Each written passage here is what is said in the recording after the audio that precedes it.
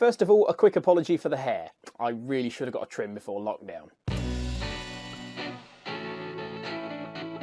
That would probably be when I was about 5 or 6. My family got really into stock car racing one summer and banger racing, all that kind of stuff. So every Wednesday we were down at the local stock car track watching a class that was just for like 12-year-olds in 250cc buggies, one that was just for American stuff as far as I remember, and one which was just for Reliant Robins and Rialtos, which was just hilarious, even more so when they put a jump in the middle of the track.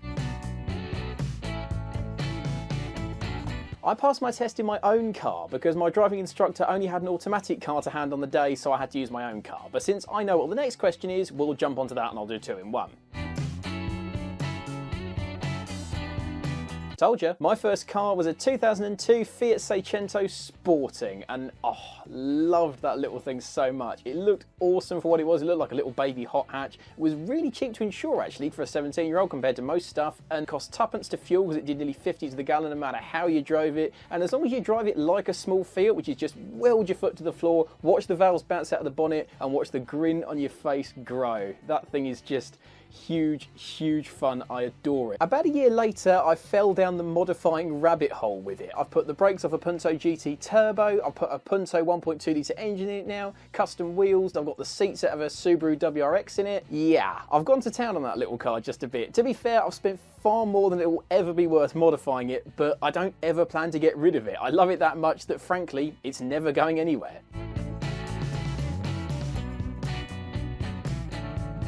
Before I started working at Kelsey, I actually did a fairly boring job. I just worked in a call centre for an insurance company. But on the sideline, as a little hobby, I made my own YouTube videos on my Seicento, on my bike, just for a bit of fun because I enjoy doing video stuff. I've always wanted to get into car journalism though, so I spoke to a fellow car YouTuber because I knew he worked for Kelsey and did a bit of magazine stuff, and just asked him, how'd you get into it?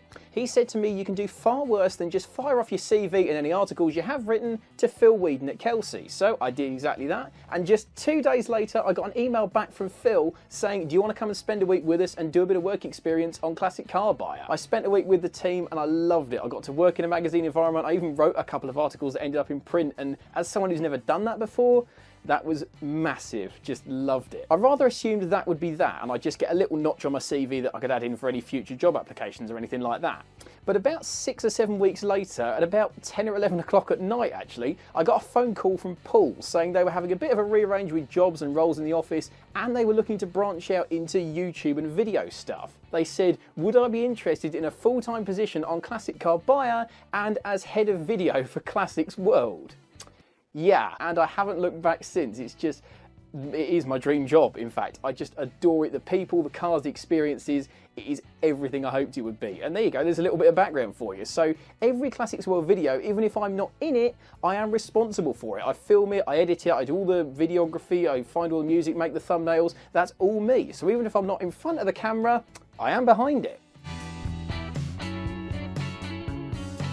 One of my earliest memories of this job was a feature for Classic Car Buyer called Dream Drives, where we got a load of dream classic cars and a load of dream locations, put them together, took some nice photos, and just living the classic dream. I went with Sam with a Slough-built Citroen ID to a vineyard. I got to drive the car back, and on a beautiful summer's day with a mate next to me, driving my dream car, yeah, that was pretty special. It's not my favourite car memory though, because about 2 years ago I heard of an Italian car club in Poland called Italiano Squadre, who, for those of you that don't know, a lot of Fiats are actually built in Poland, including my Seicento. And every year they host a 4 or 5 day meet, and all they do is celebrate cars basically. They have loads of competitions, they have loads of music, partying. It's just 4 or 5 days of celebrating everything small Fiat. I was down for that, as you can probably work out, so I opted to take a massive gamble and drive to Poland for this event. Just for a bit of background for you, I'd never driven out of the UK before, I'd never driven on the other side of the road before, the car was only about 2 weeks clear of having a full engine swap, the guy I was supposed to be driving in convoy with dropped out on the day of departure, I didn't know anyone in Poland, and I definitely don't speak Polish. But it paid off, because after 2 days of driving there,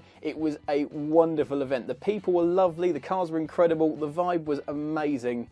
Yeah, loved it. Fantastic event. The return journey wasn't quite so brilliant, however, because on the last day heading back to the Channel Tunnel in Germany, I ended up in a bit of an altercation with a truck at a junction, and my car was written off. The Seicento was hit quite badly on the front corner. I was unhurt, but the car wasn't going to be going any further. I had to spend 12 hours at the side of the road waiting for a German recovery driver, and then I had to fly back to the UK. So I in fact had the Seicento transported back to the UK in pieces, and I reshelled pretty much all of it onto another Seicento shell, which I then had resprayed. I've continued to modify. Yeah, even being hit by a truck didn't ruin that trip for me, and it hasn't stopped me keeping my Seicento in another form, and I'm now going to hold on to it forever for certain.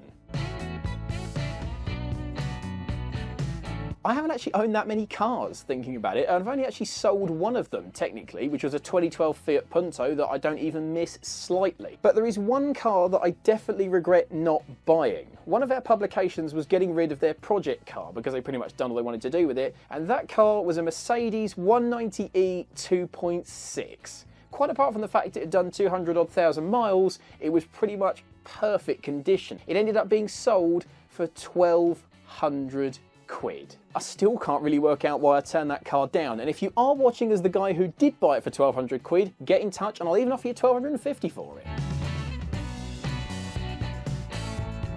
Well, my Seicento is with me for life no matter what, so that's definitely going to be a part of my 5-car garage.